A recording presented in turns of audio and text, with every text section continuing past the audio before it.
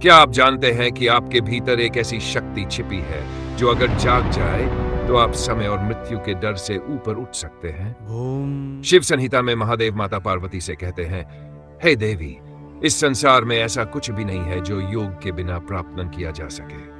पिछले अध्यायों में हमने जाना कि पूरा जगत हमारे शरीर के भीतर कैसे समाया हुआ है, लेकिन आज हम शिव संहिता के सबसे महत्वपूर्ण यानी तीसरे अध्याय में प्रवेश कर रहे हैं।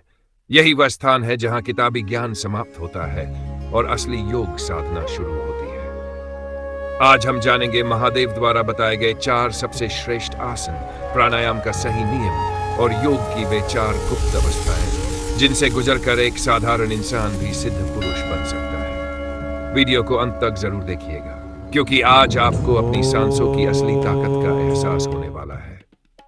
गुरु का महत्व। इस अध्याय की शुरुआत में ही महादेव एक बहुत बड़ी चेतावनी देते हैं। वे कहते हैं कि बिना मार्गदर्शक के योग की राह पर चलना ऐसा है जैसे कोई व्यक्ति घने अंधेरे जंगल में बिना रोशनी के भटक रहा हो। इसलिए गुरु का महत्व सबसे ऊपर माना गया है। शिव संहिता के अनुसार गुरु केवल एक शिक्षक नहीं होता, बल्कि वह शक्ति होता है जो शिष्य के भीतर के अंधकार को मिटाती है। ग्रंथ में साफ लिखा है कि जो ज्ञान गुरु के मुख से सीधे प्राप्त होता है वही सच्चा फल देता है। बिना गुरु के किताबों से सीखा गया योग कई बार शरीर और मन दोनों को नुकसान पहुंचा सकता है। इसलिए साधना शुरू करने से पहले एक सच्चे गुरु का आशीर्वाद लेना बहुत जरूरी है। अब बात करते हैं उस चाबी की जो आपके भीतर छिपे पूरे जगत के दरवाजे खोलती है। प्राणायादेव कहते हैं कि जब तक हमारे शरीर में सांस चंचल है तब तक हमारा मन भी चंचल रहेगा, लेकिन जैसे ही सांस शांत होती है मन अपने आप स्थिर हो जाता है। शिव संहिता में प्राणायाम की विधि बहुत विस्तार से समझाई गई है।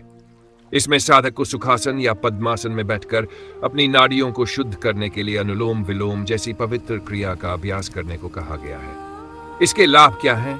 सुनिए। नाड़ी शुद्धि। इसका नियमित अभ्यास शरीर की सभी 72,000 नाड़ियों को शुद्ध कर देता है।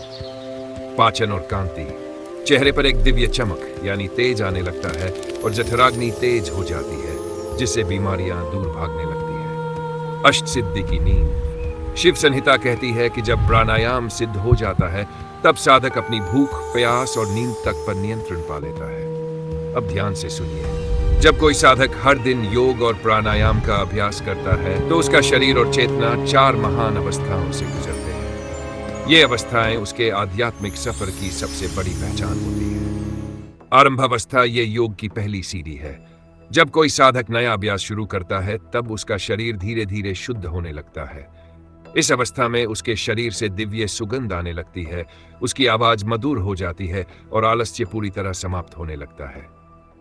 घट अवस्था। घट का अर्थ होता है घड़ा यानी हमारा शरीर। इस अवस्था में प्राण वायु और अपान वायु का मिलन होता है। ऊर्जा नीचे से ऊपर उठने लगती है। साधक के भीतर अद्भुत साहस और मानसिक शक्ति आ जाती है। उसे पूरे जगत की सूक्ष्म ध्वनियां यानी अनाहत नाद सुनाई देने लगते हैं। परिचय अवस्था ये बहुत ऊंची अवस्था मानी जाती है।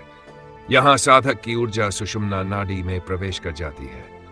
अब उसे केवल अपने शरीर का ही नहीं बल्कि संसार के गहरे रहस्यों का भी ज्ञान होने लगता है। उसके कर्मों के बंधन टूटने लगते हैं और वह 5 तत्वों पर विजय पाने की दिशा में बढ़ने लगता है। निष्पत्ति अवस्था यह अंतिम और सबसे ऊंची अवस्था है। यहां साधक के सभी चक्र जागृत हो चुके होते हैं। उसकी आत्मा का परमात्मा से सीधा मिलन हो जाता है, जिसे समाधि कहा जाता है। शिव संहिता के अनुसार इस अवस्था को प्राप्त करने वाला योगी जीवन और मृत्यु के चक्र से मुक्त हो जाता है। वह स्वयं शिव के समान हो जाता है। वैसे तो संसार में 84 लाख आसन बताए गए हैं, लेकिन महादेव ने उनमें से केवल 4 आसनों को सबसे श्रेष्ठ और मोक्ष देने वाला बताया है।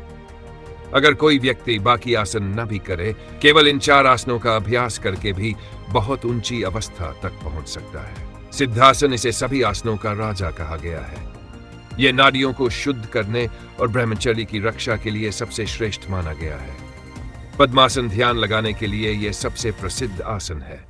यह शरीर की ऊर्जा को स्थिर कर देता है, जिससे ऊर्जा नीचे जाने के बजाय ऊपर मस्तिष्क की ओर उठती है। उग्रासन यानी पश्चिमोत्तानासन यह रीढ़ की हड्डी को लचीला बनाता है और सोई हुई कुंडलिनी शक्ति को जागृत करने में मदद करता है। पेट की बीमारियों के लिए इसे काल माना गया है। स्वस्तिकासन ये बैठने का बहुत आरामदायक और पवित्र तरीका है।